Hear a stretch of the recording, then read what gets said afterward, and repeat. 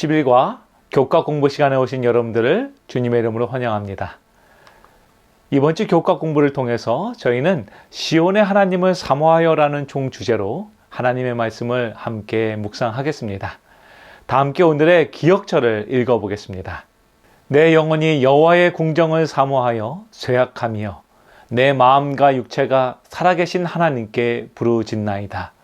시편 84편 2절의 말씀입니다. 성경에서 등장하는 시온이라는 지방은 예루살렘 남서쪽에 자리 잡은 해발 765m의 산을 의미합니다.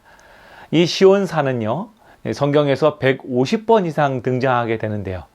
특히 성경에서 시온은 다윗의 성 또는 하나님의 성으로 묘사되어 있습니다. 성경에서 시온에 대한 첫 번째 언급은 사무엘하 5장 7절에 등장합니다. 다윗이 시온 산성을 빼앗았으니 이는 다윗성이더라. 시온은 원래 예루살렘 성에 있는 고대 여부수족의 요새였습니다.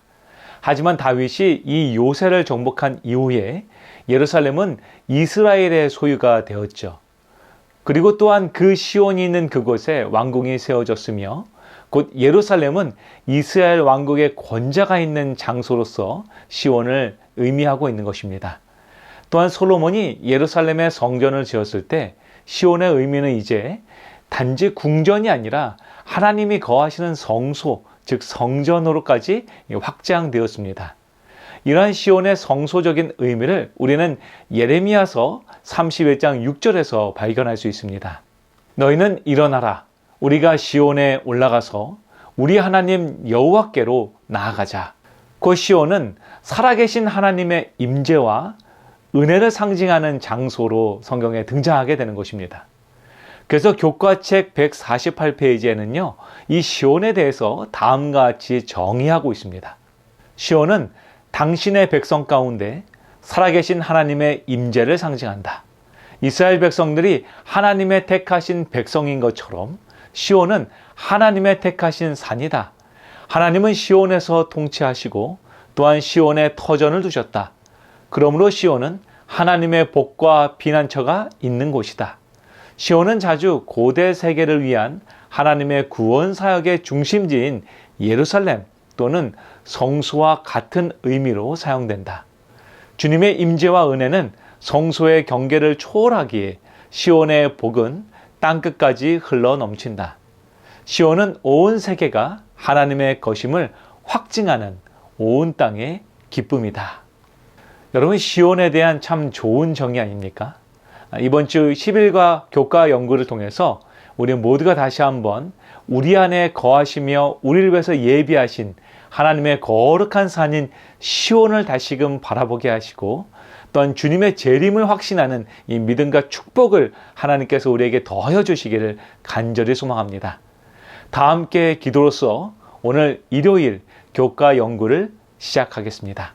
하나님 아버지, 오늘도 우리 안에 거하사 우리의 삶의 주인이 되어주셔서 너무나 감사합니다. 이 시간 저희 마음에 성령님 부어주셔서 다시금 하나님의 말씀으로 저희의 삶의 소망과 위로를 얻게 되는 축복된 시간 되게 인도하여 주시옵소서. 말씀 가운데 거하시는 주님을 발견하는 특별한 시간이 되게 인도하여 주시기를 간절히 바랍니다. 또한 무엇보다 우리의 생애 가운데 거하시는 주님을 만나는 귀한 교과 연구되게 축복하여 주시옵소서. 이 모든 말씀 우리를 너무나 사랑하시는 주 예수 그리스도의 이름으로 간절히 기도드렸습니다. 일요일 교과 연구의 주제는 주의 성전에서의 한날이 다른 첫날보다 나은즉입니다. 여러분들은 하나님과 함께 동행하시는 기쁨을 누리시는 특별한 생애를 살고 계십니까? 시편 기자는 시편 84편 10절에서 이렇게 자신의 믿음을 증거합니다. 주의 궁정에서의 한날이 다른 곳에서의 첫날보다 나은즉 악인의 장막에 사는 것보다 내 하나님의 성전 문지기로 있는 것이 좋사오니. 여러분, 얼마나 크고 위대한 신앙의 간증입니까? 시편 84편은 당시 성소를 담당하던 고라 자손들이 지은 시로 알려져 있습니다. 그들은 하나님의 장막, 즉 하나님이 거하시는 처소가 되는 성소에 거하는 것이 우리 모든 그리스도인들에게 얼마나 축복된 일인가라고 노래하고 있는 것이죠. 하지만 우리가 시편 84편을 보다 더 깊이 이해하기 위해서는 시편 84편이 갖고 있는 이 찬양의 구조를 우리는 반드시 이해해야 합니다.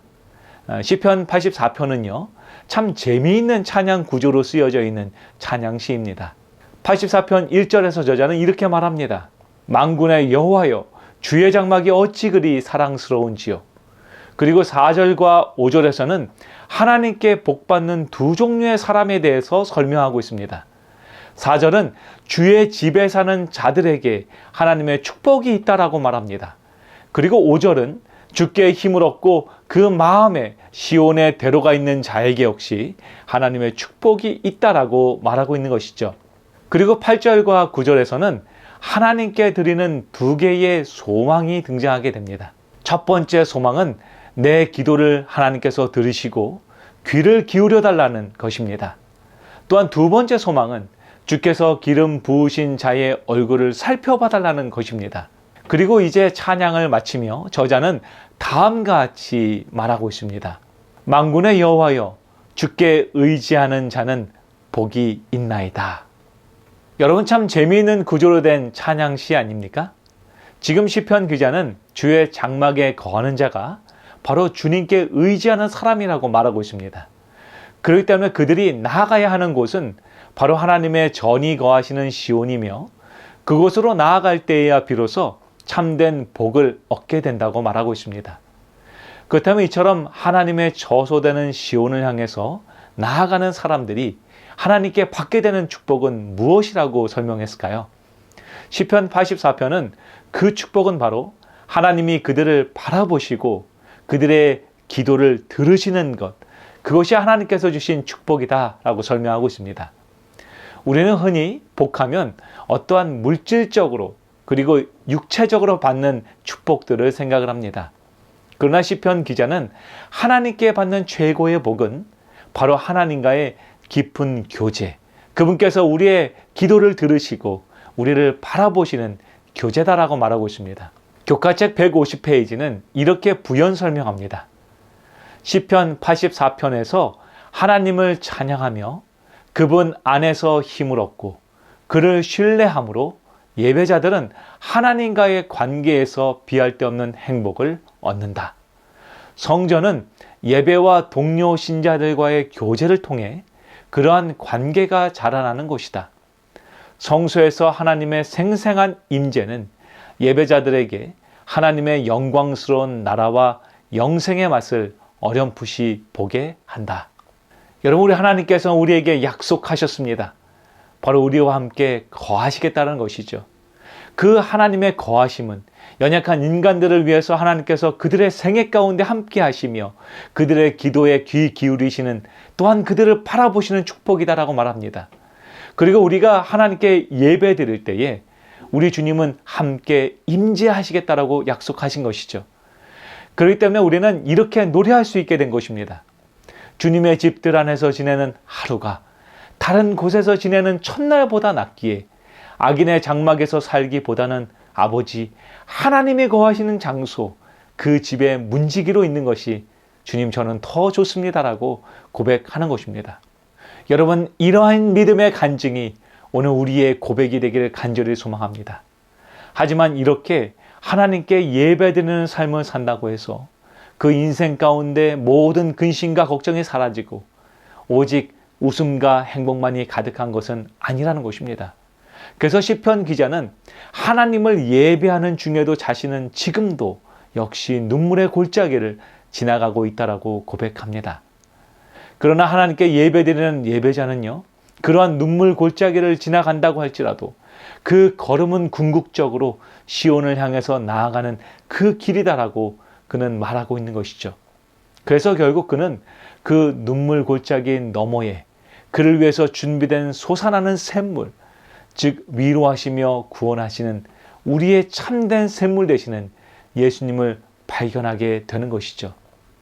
그렇기 때문에 그는 그의 영혼이 쇠약해질 정도로 그의 마음과 육체를 다해서 오직 살아계신 하나님을 부르짖으며 주님 거하시는 그 시온을 향해서 지금도 나아가겠다라고 노래하고 있는 것입니다. 사랑하는 성도 여러분, 오늘 저희는 이 시편 84편의 예배자의 노래, 곧 순례자의 노래를 함께 묵상했습니다. 여러분, 이 노래를 함께 묵상하면서 어떠셨습니까? 비록 우리의 인생 가운데 눈물의 골짜기를 지나간다 할지라도 여러분, 우리는 주님 거하시는 그 시온을 향해서 나아가기를 포기하지 않아야 합니다. 우리가 힘겨운 생애 가운데서도 주님을 향해서 오늘도 한 걸음씩 나아갈 때 결국 우리는 우리를 바라보시며 우리의 기도를 들으시는 참된 샘물 되시는 우리 주님을 만나게 될 것입니다. 사마리아 여인이 그 고단한 인생을 살아가면서 그 여인이 우물가로 나아가는 것을 포기하지 않았을 때 결국 그녀는 그 우물가에서 참된 위로와 소망 되시는 주님을 만나게 됩니다. 그 눈물의 골짜기가 그녀에게는 소망의 골짜기가 된 것이죠.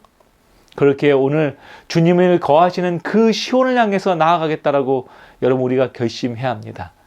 비록 우리의 인생이 고단하고 힘들다 할지라도 사랑하는 성도 여러분, 그 걸음을 걸어가는 것, 주님께로 나아가는 것을 포기하지 않는 믿음의 발걸음을 살기로 선택하는 저와 여러분이 되기를 간절히 바라며 오늘 준비한 모든 교과 연구를 마치겠습니다. 다 함께 기도하겠습니다. 하나님 아버지, 인생의 눈물의 골짜기를 지금 다닌다 할지라도 주님은 오늘 저희와 함께 하시겠다라고 약속해 주셔서 주님 너무나 감사합니다. 오늘 저희가 주님을 향해 나아가기를 멈추지 않는 재림 성도 되게 하여 주시옵소서. 그래서 저희를 위하여 하나님의 산 시온에서 예비된 참된 위로와 소망을 얻게 하여 주시옵소서. 오늘도 주님의 재림을 사모하며 하늘을 향하여 노래 부르며 찬양하며 나아가기를 소망합니다. 때로 그 여정이 너무 멀고 험하다 할지라도 주님 거하시는 하늘 도성을 향해 나아가겠사오니 저희와 동행하여 주시고 저희의 모든 기도에 아버지 귀 기울여 주시옵소서. 오늘 주님을 만나는 소망의 하루를 살게 하여 주시옵소서. 이 모든 말씀 우리를 죄에서 구원하여 주시고 우리를 위하여 참된 생수를 준비하신 주 예수 그리스도의 이름으로 간절히 기도드리옵나이다. 아멘.